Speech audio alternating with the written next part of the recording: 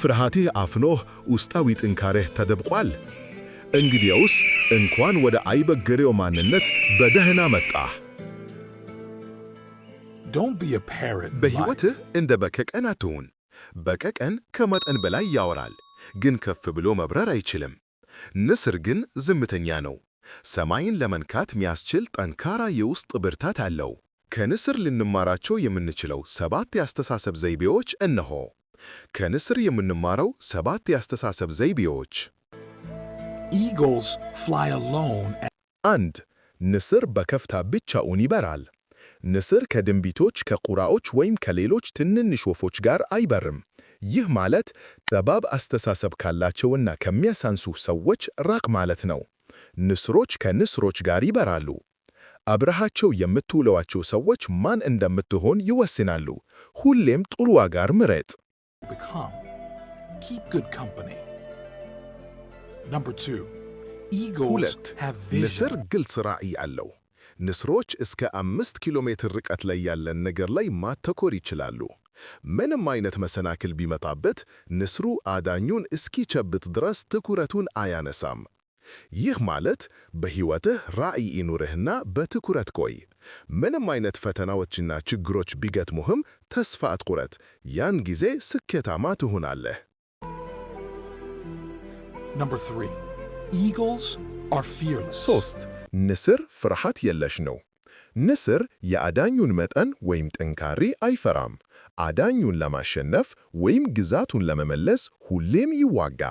ይህ ሚያስተምረን የችግሮችህ መጠን ምንም ያህል ትልቅ ቢሆንም ተስፋ አትቁረጥ።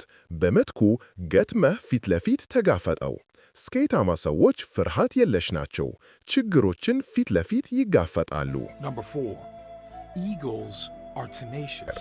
4. ንስር ጽኑ እና ታጋሽ ነው። ንስሮች አውሎ ነፋስን ይወዳሉ። ደመና ሲሰበሰብ ንስሮች ይደሰታሉ። ነፋሱን ተጠቅመው ራሳቸውን ከፍ ያደርጋሉ። የአውሎ ነፋሱን ፍጥነት ካገኘ በኋላ ክንፉን እያሳረፈ ከደመናው በላይ ከፍ ብሎ እንዲንሸራሽር ይጠቀምበታል። ይህ በሆነበት ጊዜ ሌሎች ወፎች ሁሉ በዛፎች ቅጠል ስር ተደብቀዋል። ይህ ማለት ስኬትን የሚናፍቁ ሰዎች ፈተናን አይፈሩም፣ ይልቁንም በፈተናዎች ይደሰቱና ወደ ትርፍ የሚቀይሩበትን መንገድ ይጠቀሙበታል። For profitability.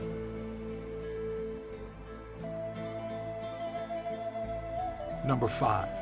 Eagles never eat dead things. 5. ንስር የሞተ ነገር አይበላም። ንስሮች የሞተ ሥጋን በፍጹም አይበሉም። በሌላ አገላለጽ ንስር አያደንም፣ ስካቬንጅ። የሚበላው ራሱ የገደለውን አዳኝ ብቻ ነው። ይህ ማለት ባለፈው ስኬት ላይ አትደገፍ። ለመቆጣጠር አዲስ ድንበሮች መፈለግህን ቀጥል። ያለፈውንህ ነገር ባለበት ተውና ወደፊት ተመልከት።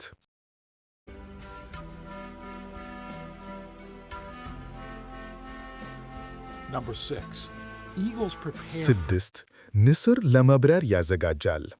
ንስሮች ትንንሽ ልጆቻቸው እንዲበሩ ለማዘጋጅ በጎጆ ውስጥ ያለውን ለስላሳ ላባና ሳር ያስወግዳሉ።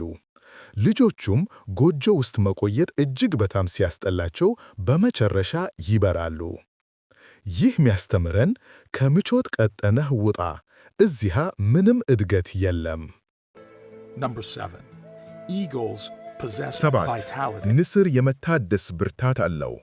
ንስር ሲያረጅ ላባዎቹ ይዝለዋና እንደ ቀድሞ ፍጥነትና ከፍታ ሊወስዱት አይችሉም። ይህ ያደክመዋልና ሊሞትም ይችላል። ስለዚህ ራቅ ወዳለ ተራራ ይሄዳል። እዚያ እንደደረሰ በሰውነቱ ላይ ያሉትን የዛሉ ላባዎች ይነቅላል። ምንቃሩንና ጥፍሮቹን በዓለት ላይ እየመታ ይሰበራል። ይህ ደም አፋሳሽና አሳማሚ ሂደት ነው። ከዚያ በኋላ አዲስ ላባ፣ አዲስ ምንቃርና ጥፍር እስኪያበቅል ድረስ ተደብቆ ይቆያል። ከዛም ከመቼውም ጊዜ በላይ ከፍ ብሎ ይበራል። ይህ ማለት አሮጌ ልማዶችን አልፎ አልፎ ማስወገድ አለብን። ምንም ያህል ከባድ ቢሆን የሚከብዱን ወይም ለሕይወታችን ዋጋ የማይሰጡ ነገሮችን ሁሉ መተው ይገባናል። እንግዲያውስ በሕይወትህ ተጨባጭ ለውጥ ለማምጣት የአይበገሬ ማንነት ቤተሰብ ሁን። ሰብስክራይብ በማድረግ ተቀላቀለን። ላይክ በማድረግ ለሌሎች እንዲደርስ አቅምስተው